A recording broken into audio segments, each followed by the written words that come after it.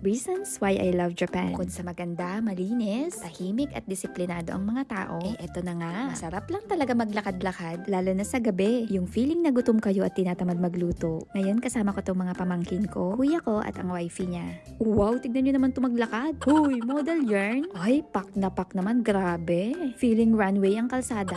What's a bad word that you know?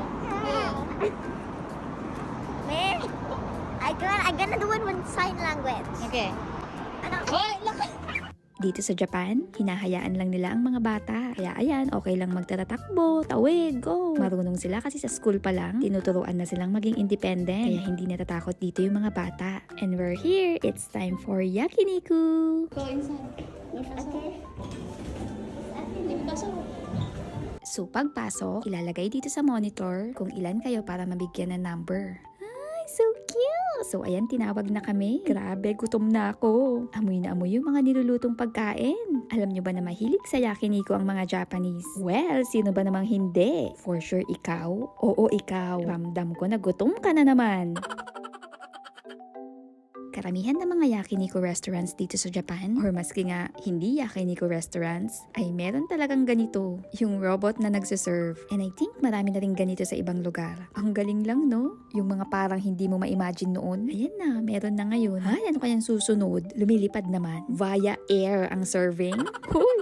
High-tech kung high-tech. Siguro sunod na robot, magkakaroon ng kamay para may tigalagay na sa table ng pagkain. Tapos sunod, may tiga-ihaw na din. Huy, kaloka. Wow, ayan na nga. Ito namang isang batang to. Yung sausawan na ginawa niya, hala uy, ginawa ng sabaw. Ay, of course, you're Filipino. Gagawing sabaw ang sausawan.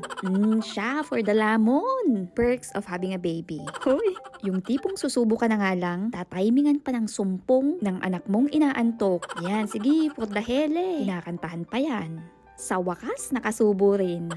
Wala na ring pagkain. Parenting setup. Ganyan. Ganito rin ba kayo kapag may baby tas kumakain kayo sa labas? Grabe, struggle din, no? Pero syempre, happy naman. Hindi rin naman kasi sila forever na ganyan. Kaya enjoyin mo na lang. And we're done! Busog na busog! If you like this video, don't forget to like, comment, share, follow. And let me know if you wanna see more videos just like this. Bye!